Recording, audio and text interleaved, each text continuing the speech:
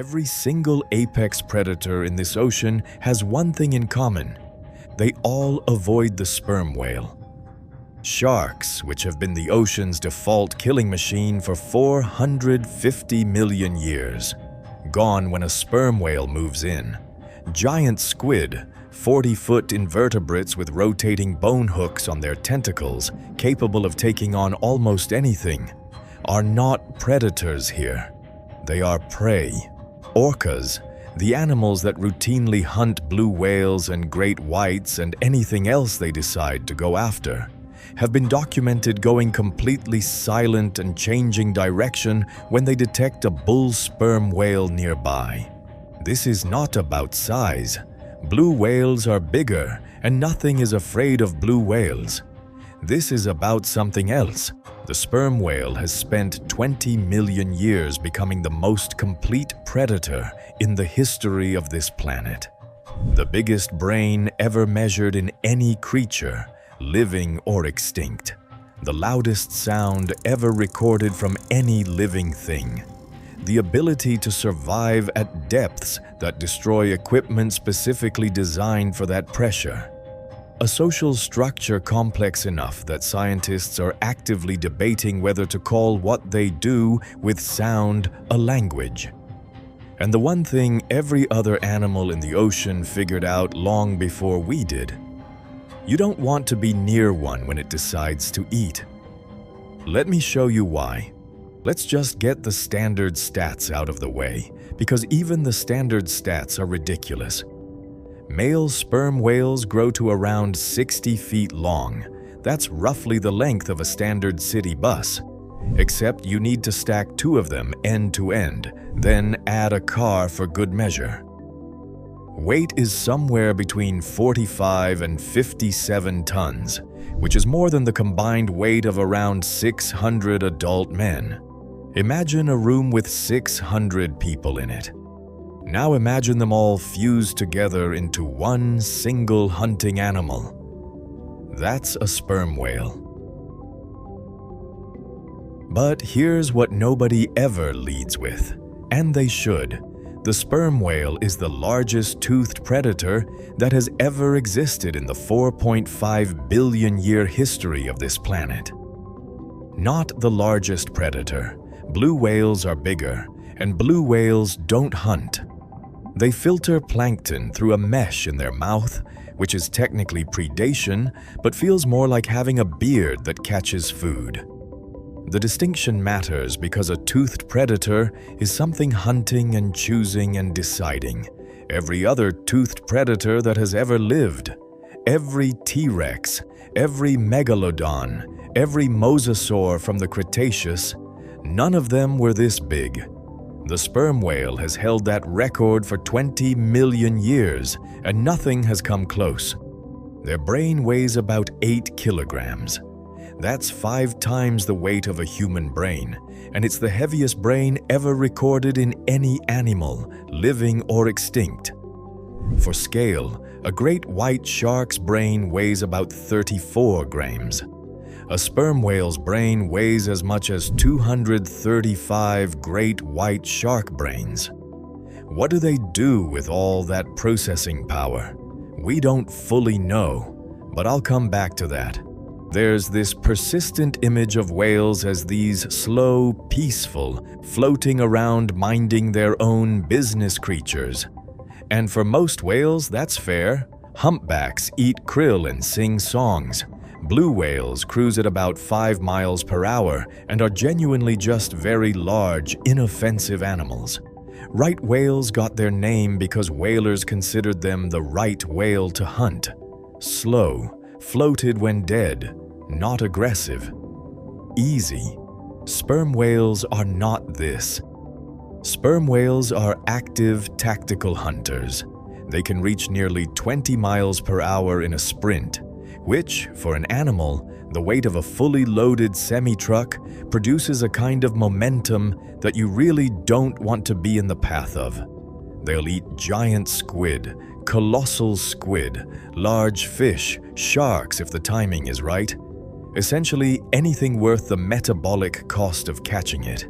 They travel through every ocean on Earth, from the edge of the Antarctic pack ice to the warm equatorial currents, and they dominate every environment they enter. No home, no fixed territory, just the ocean, all of it, and the willingness to go deeper into it than anything else with lungs. This is where the sperm whale becomes genuinely difficult to explain. Standard marine mammals, dolphins, sea lions, even blue whales are surface animals. They swim down a few hundred feet, catch something, come back up. The light is still there. The pressure is manageable. It's not comfortable by human standards, but it's within the rules of being an air-breathing animal. The sperm whale routinely dives to 3,000 feet, has been recorded at nearly 10,000 feet, which is almost 2 vertical miles below the ocean surface. To understand why this is insane, you need to understand what happens to air at depth. At 10,000 feet, the water pressure is over 4,000 pounds per square inch. That's roughly the weight of 2 full-grown elephants pressing down on every square inch of your body simultaneously. For any conventional air-breathing animal, the lungs, which are basically bags of gas, would simply collapse under that pressure. The air inside would compress, the tissue would tear, and that would be the end. The sperm whale solved this problem by essentially getting rid of the problem. Its rib cage is flexible, not a little flexible, dramatically, aggressively flexible. When the whale dives, the rib cage just folds. The lungs compress flat. Rather than fighting the pressure, the body accommodates it, which sounds horrifying, but the whale doesn't seem to notice. But if the lungs are flat, where's the oxygen? Stored in the blood and muscles. Sperm whales have enormous concentrations of a protein called myoglobin, which binds to oxygen molecules and holds them like a biological battery. Their blood and muscle tissue is so saturated with this protein that it actually appears darker than normal, almost black in some specimens. When they dive, they essentially switch off the respiratory system and run on stored oxygen for up to 90 minutes before needing to surface. 90 minutes. At 2 miles down, with collapsed lungs. While hunting. And why bother going that deep in the first place? Because down there at 3,000 to 10,000 feet in the freezing pitch-black pressure void that no other surface predator can reach, there is an absolutely enormous amount of food that nobody else can touch. Giant squid, colossal squid, massive cephalopods that have spent millions of years evolving specifically to be impossible to hunt. Except that the one predator who did evolve the ability to go down there and get them is the sperm whale. Inside the stomachs of sperm whales, researchers have found thousands of squid beaks. Not the soft tissue that digests, just the hard, indigestible beaks piling up like a graveyard of meals. One individual whale was found with over 18,000 beaks in its stomach at once, 18,000 squid from one animal at the bottom of the ocean, the kraken that haunted sailors for centuries, the nightmare, tentacled horror of the deep, harvested by the thousands by a mammal that just decided the dark wasn't going to stop it. Now let's talk about that head. A sperm whale's head is enormous, up to 1/3 of its entire body length. That's not fat, not bone, not muscle. The vast majority of it is taken up by a single organ called the spermaceti organ, a massive reservoir of specialized waxy oil surrounded by acoustic tissue built for exactly one purpose: making sound. When a sperm whale hunts, it produces a series of clicks, and saying they produce clicks is roughly equivalent to saying a nuclear bomb makes a flash. Technically accurate, completely inadequate. These clicks register at up to 236 decibels, For reference, a jet engine at full thrust from 100 feet away is about 140 decibels. 180 decibels is enough to rupture human eardrums. 230 decibels is enough to cause fatal internal injuries from the shock wave alone. The sperm whale click is the loudest sound produced by any living creature ever measured, anywhere on Earth.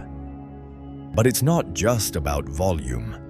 The spermaceti organ acts as a focusing mechanism, narrowing the sound into a directional beam that travels through the water and bounces back with extraordinary precision. The whale gets a real-time, three-dimensional acoustic map of everything in front of it. Exact position, exact size, exact movement. A squid that is perfectly camouflaged, motionless, invisible to any eye, might as well be lit up with a spotlight. There is nowhere to hide from this. And there's a second part to this that's still being debated in research, but the evidence keeps accumulating. The whale can narrow that beam tight enough to use the sound as a direct weapon. A concentrated pulse of acoustic energy aimed at close range could stun, disorient, or physically incapacitate a squid before the whale even reaches it. They may be hunting with a biological sonic cannon. Firing sound as a weapon while using the same system for navigation, which means that when the sperm whale enters your part of the ocean and starts clicking, it already knows exactly where you are, and it might already be shooting at you. This has consequences for every other animal in the ocean. Researchers studying deep water sound environments noticed something strange. When a sperm whale begins clicking in an area, every other animal in acoustic range goes silent. Beaked whales stop vocalizing entirely. Fish stop producing the low-frequency sounds they use to communicate. Orcas, who are themselves one of the most vocally active predators in the ocean, have been documented going completely quiet when they detect the rhythmic clicks of a bull sperm whale at distance. Scientists call it an acoustic shadow. The presence of one animal suppresses the sound output of an entire region of ocean. It is not fear in the way humans experience it, but functionally, the result is the same. Everything hides, everything waits, and the whale moves through the silence it created. Okay, pause for a second. I want to tell you about something that comes out of the digestive system of the sperm whale because it is genuinely one of the stranger facts I know about any animal. When a sperm whale eats squid, the soft tissue breaks down easily enough. But squid beaks are hard and sharp. They can't be digested, and if they pass through the intestinal wall, they cause serious damage. So the whale's body does something interesting. It coats them. Slowly, over months or years, it deposits a waxy, dense, slightly flammable substance around the beaks to neutralize the damage and eventually pass the whole mass out. This substance is called ambergris.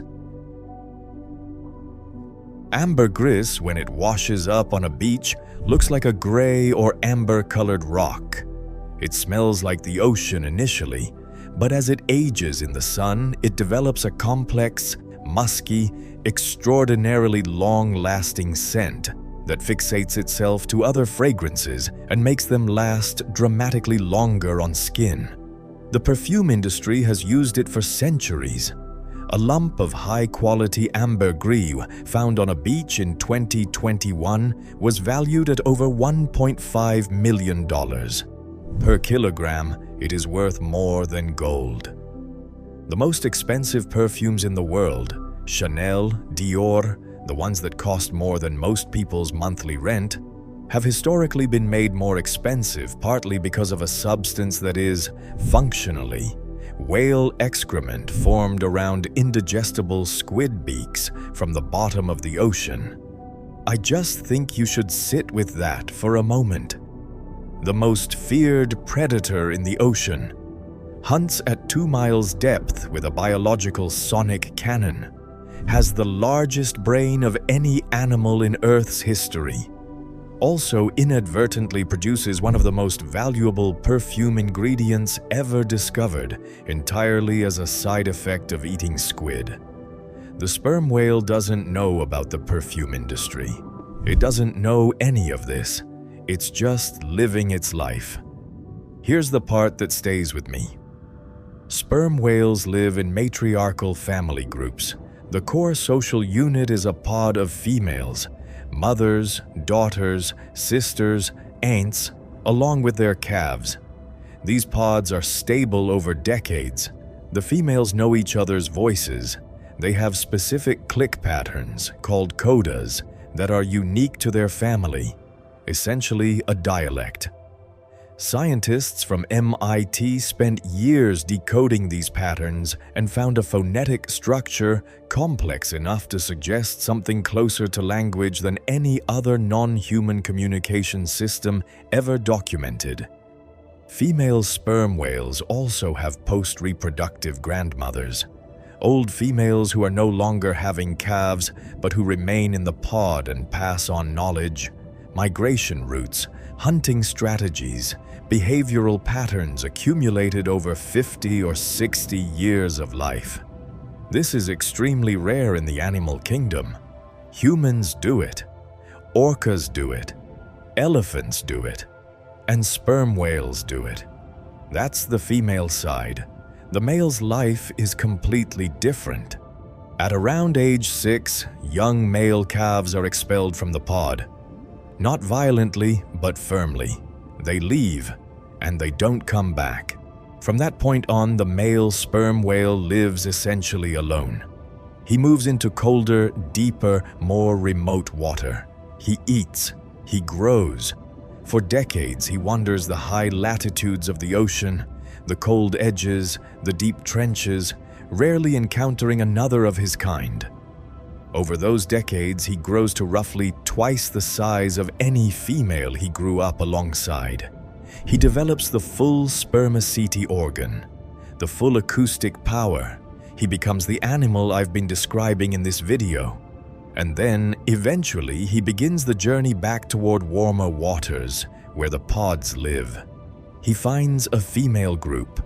He spends time there, then leaves again, then comes back. The reunion is brief by the scale of his life. Most of his existence is solitude.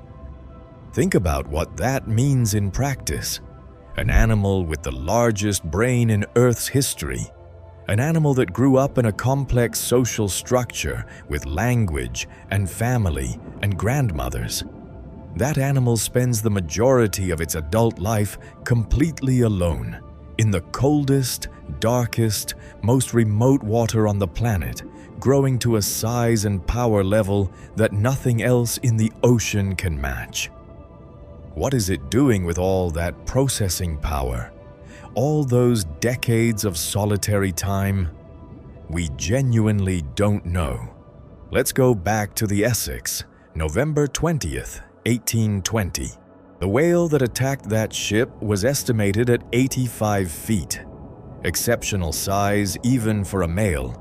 The scars on its body from previous harpoons suggest it had survived at least 2 or 3 prior attacks from whalers, which means this animal had experienced multiple times a boat appearing, followed by pain, followed by the death of animals near it.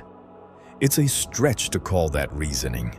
Biologists are cautious about projecting human cognition onto animal behavior. I understand that caution. But consider, sperm whales have the largest brain ever measured. They have complex communication systems. They pass knowledge down through generations. They have decades of individual experience and memory. They live in a world largely defined by sound. And they know every sound that belongs and every sound that doesn't. The Essex attack wasn't random. The whale swam away from the ship, turned around, built up speed, and aimed. It did this twice. First-time encounters between whales and ships tended to be panic and retreat. This wasn't that. Moby Dick is a story about obsession.